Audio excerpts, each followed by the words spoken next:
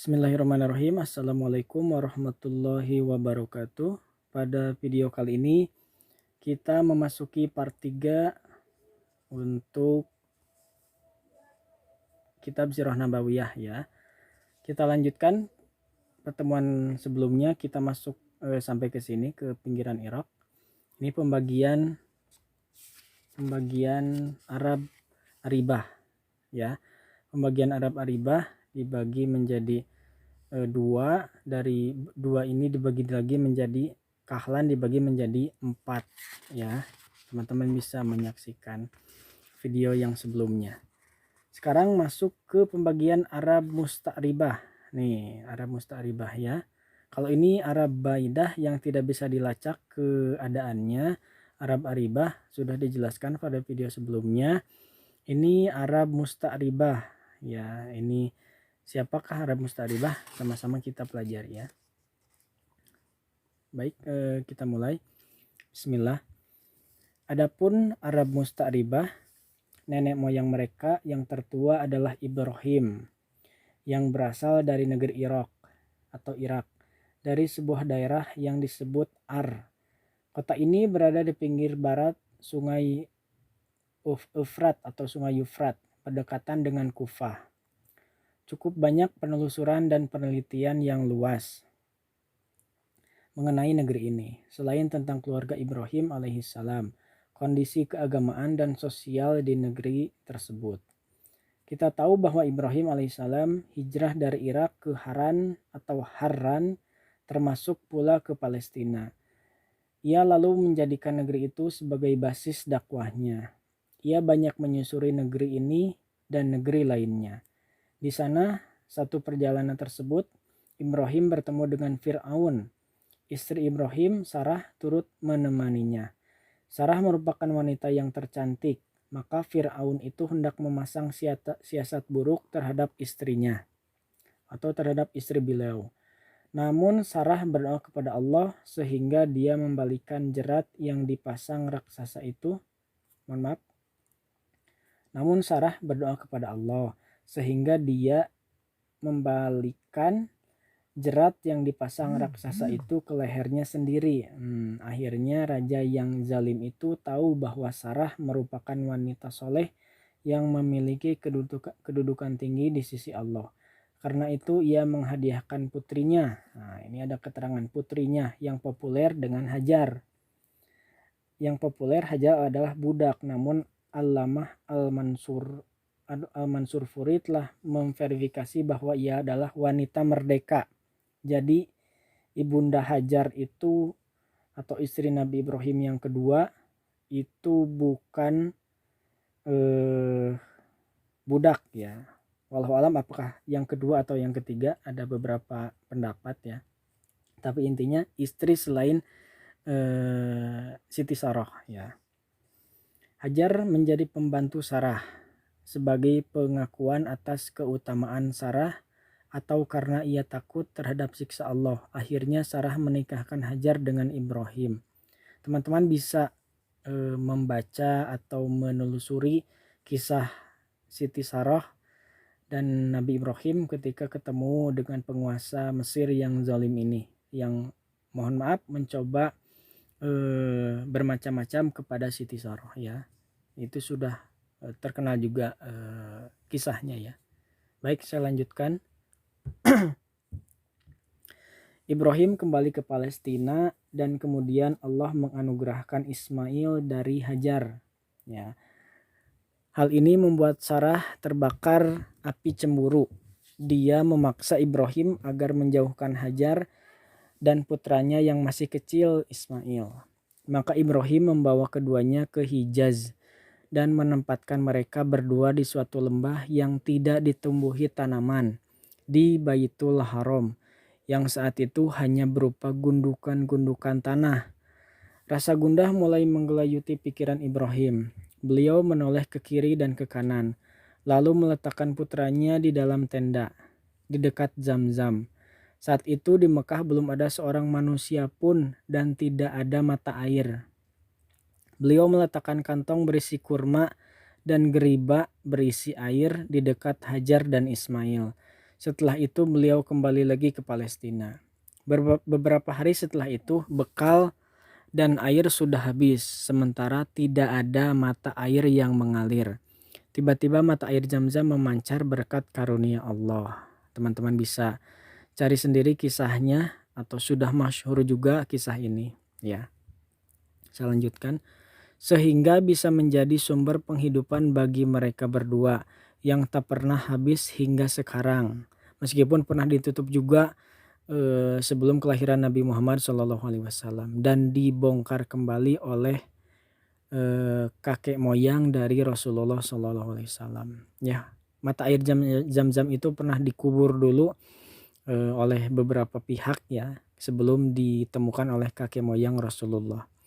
Kisah mengenai hal ini sudah banyak diketahui secara lengkapnya. Seperti itu.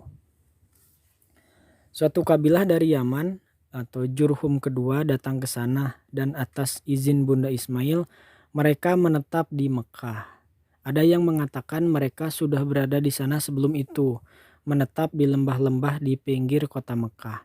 Namun riwayat Al-Bukhari menegaskan bahwa mereka singgah di Mekah setelah kedatangan Ismail dan ibunya. Jadi Siti Hajar itu dan Ismail yang pertama kali datang ke lembah atau tinggal di lembah di Mekah ya. Sebelum Ismail remaja nih.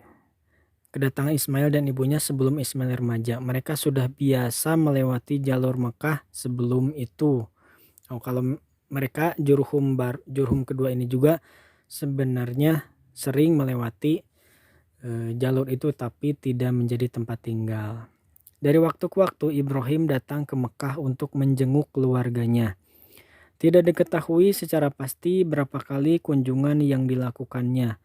Hanya saja menurut beberapa referensi sejarah yang dapat dipercaya, kunjungan itu dilakukan sebanyak 4 kali.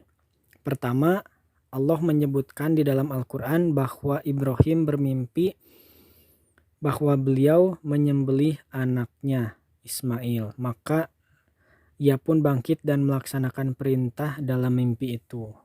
Sebagaimana teman-teman ketahui menjadi syariat syariat kurban ya. Ini di Al-Quran surat As-Saffat ayat 103. Teman-teman bisa 103 sampai 107 ya. Saya lanjutkan, teman-teman nanti bisa baca sendiri terjemahannya atau kisahnya. Di dalam kitab Kejadian disebutkan bahwa umur Ismail 13 tahun lebih tua daripada Ishak. Ini dari kitab Kejadian, wallahu alam bisawab ya. Ini dari kitab Kejadian kita Israiliyat ya gitu. Benar atau tidaknya wallahu alam, tapi kemungkinan bisa dijadikan sandaran juga jika memang sumber-sumber yang kredibel tidak menjelaskan secara rinci ya. Usia Ismail dan Ishak berbeda 13 tahun ya intinya. Dari rentetan kisah ini menunjukkan bahwa peristiwa itu terjadi sebelum Ishak lahir. Peristiwa pengorbanan, korban atau kurban itu sebelum Nabi Ishak lahir. Sebab kabar gembira tentang kelahiran Ishak disampaikan setelah terjadinya kisah ini. Setidak-tidaknya kisah ini menunjukkan ada suatu kisah perjalanan Ibrahim sebelum Ismail menginjak remaja. Adapun 3 perjalanan lainnya telah diriwayatkan Al-Bukhari secara panjang lebar dari Ibnu Abbas secara marfu ya, yang intinya adalah kedua bahwa sebelum remaja Ismail belajar bahasa Arab dari kabilah Jurhum karena merasa tertarik kepadanya, maka mereka menikahkannya dengan salah seorang putri keturunan mereka. Saat itu ibu Ismail sudah meninggal dunia. Siti Hajar sudah meninggal dunia. Saat itu Ibrahim hendak menjenguk keluarga yang ditinggalkannya. Maka beliau datang setelah pernikahan itu. Tatkala tiba di rumah Ismail, beliau tidak mendapati Ismail. Maka beliau bertanya kepada istrinya, bagaimana keadaan mereka berdua? Istri Ismail mengeluhkan kehidupan mereka yang melarat. Maka Ibrahim pun titip pesan, agar istrinya menyampaikan kepada Ismail untuk mengubah palang pintunya. Ini kisahnya masyhur juga ya. Setelah diberitahu, Ismail mengerti maksud pesan ayahnya. Maka Ismail menceraikan istrinya dan menikah lagi dengan wanita lain, yaitu putri Mudod bin Amru ya. Mudod bin Amru, pemimpin dan pemuka kabilah Jurhum. Ketiga, setelah perkawinan Ismail yang kedua ini, Ibrahim datang lagi. Namun tidak bisa bertemu dengan Ismail. Beliau bertanya kepada istri Ismail tentang keadaan mereka berdua. Jawaban Ismail adalah pujian kepada Allah. Lalu Ibrahim kembali ke Palestina setelah titip pesan lewat istri Ismail agar memperkokoh palang pintu rumahnya. Yang keempat, ini pada kedatangan berikutnya Ibrahim bisa bertemu dengan Ismail. Jadi yang pertama kurban, yang kedua mengganti palang pintu, yang ketiga mengokohkan palang pintu. Nah, ini yang keempat. Pada kedatangan berikutnya Ibrahim bisa bertemu dengan Ismail. Yang saat itu Ismail sedang meraut anak panahnya di bawah sebuah pohon dekat Zamzam. Tatkala melihat kehadiran ayahnya, Ismail berbuat sebagaimana layaknya seorang anak yang lama tidak bersua bapaknya. Dan Ibrahim juga berbuat layaknya seorang bapak yang lama tidak bersua anaknya. Pertemuan ini terjadi setelah sekian lama. Sebagai seorang ayah yang penuh rasa kasih sayang dan lemah lembut, sulit rasanya beliau bisa menahan kesabaran dan untuk bersua anaknya. Begitu pula dengan Ismail, sebagai anak yang berbakti dan soleh. Begitu pula dengan Ismail sebagai anak yang berbakti dan soleh. Dengan adanya perjumpaan ini, mereka berdua sepakat untuk membangun Ka'bah, meninggikan sendi-sendinya, dan Ibrahim memperkenalkan manusia untuk berhaji sebagaimana yang diperintahkan Allah kepada beliau. Ya. Dari perkawinannya dengan anak perempuan dari Mudod, Ismail dikaruniai oleh Allah sebanyak 12.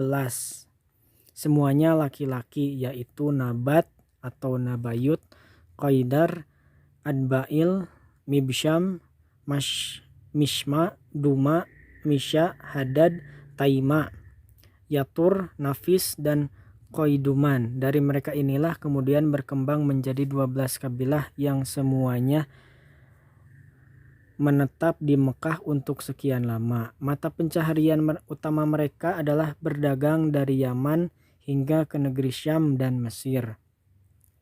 Selanjutnya kabilah-kabilah ini menyebar di berbagai penjuru jazirah, bahkan keluar jazirah.